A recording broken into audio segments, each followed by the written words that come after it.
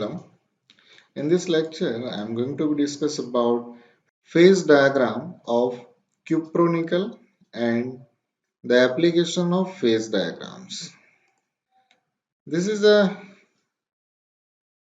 copper nickel phase diagram in which this is a temperature in degree centigrade and composition of weight percent of nickel.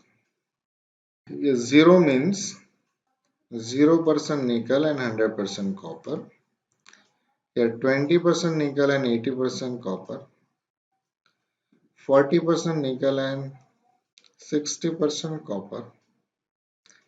Here 60% nickel, 40% copper, 80% nickel, 20% copper, and 100% nickel, 0% copper. So the melting point temperature of copper is 1085 degrees centigrade and melting point temperature of pure nickel is 1453 degrees centigrade. So as we discussed earlier that for different composition, if you draw the cooling curves and if you find the liquidest line means starting of solidification and solidest line which is the end of solidification. So here these are the two lines, pure liquid, this line liquidest line means starting of solidification. This is the end of solidification. This is known as solidest line. And below solidest line, this is the alpha zone, pure solid. So a portion of copper nickel phase diagram and phase amounts are determined at point B. So as we seen in this graph, if you take the sum portion of this diagram, it looks like this. These are the part of the previous graph. This is the liquidest line. This is solidest line for copper nickel diagram. So if you assume at point P it is an intermediate point. So composition at B, that is C0. This point is Cl, composition at this liquid line, and C alpha, the point on the solidest line. So the horizontal is starting from liquidus to end at solidest line. Now application of phase diagrams. By interpreting the phase diagrams, the following can be determined. A number of phase diagram present, the chemical composition of each phase, and the relative amount of each phase, that is known as lever rule. First application, the number of phases present. Okay. So here we have one graph of nickel copper or cupronickel phase diagram. Here this is a temperature T1, T2, T3 and composition of copper in nickel. So this is a 100% nickel, 0% copper. This is a 25% copper and 75% nickel. Here 50% copper and 50% nickel. Here 65% copper and 35% nickel. This is 100% copper and 0% nickel. So for this particular phase diagram, this is a liquidus line, solidus line. In this phase diagram, the phase diagram of the alloy system copper nickel, an alloy of composition 50% copper and 50% nickel.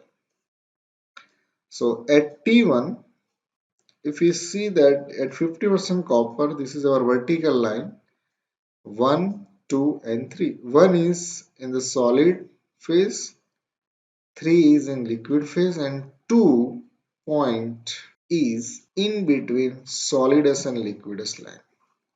So here we discussed that at T1.1 for this alloy 50% copper and 50% nickel, only one phase, that is solid phase, is present.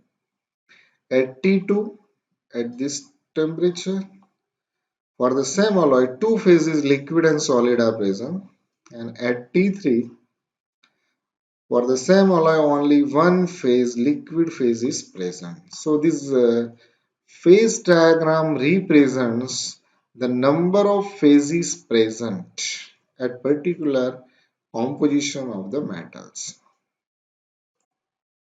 Second application is the chemical composition of each phase. So for the same diagram, at point 1 and 3, single phase is present. So 50% copper and 50% nickel.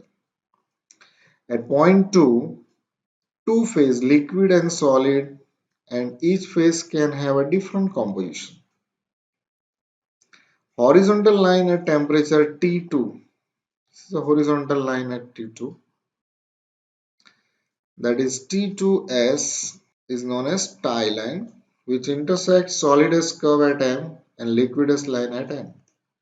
So point M corresponds to 25% copper. So M is at 25% and 75% nickel, which is the composition of the solid phase.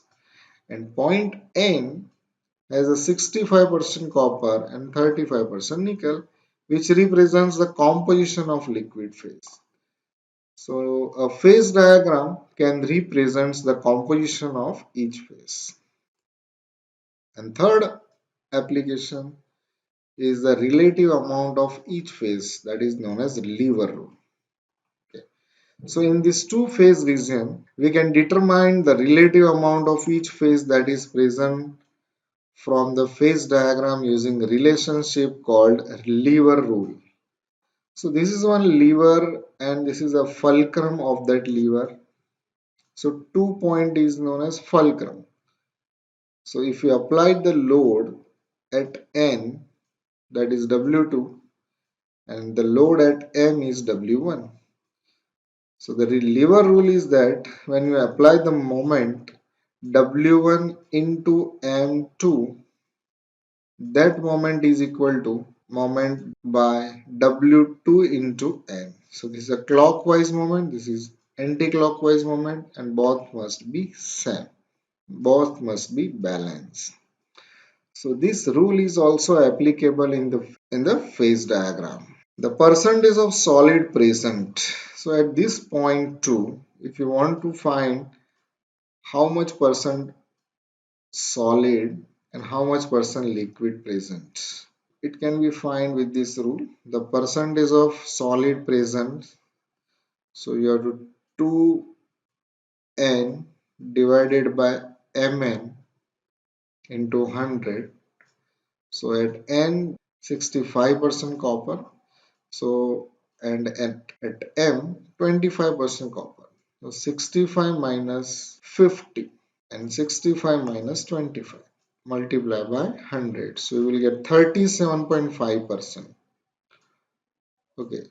So at this position at point 2, 37.5% solid and the percentage of liquid present by calculating like this M2 divided by Mn multiplied by 100.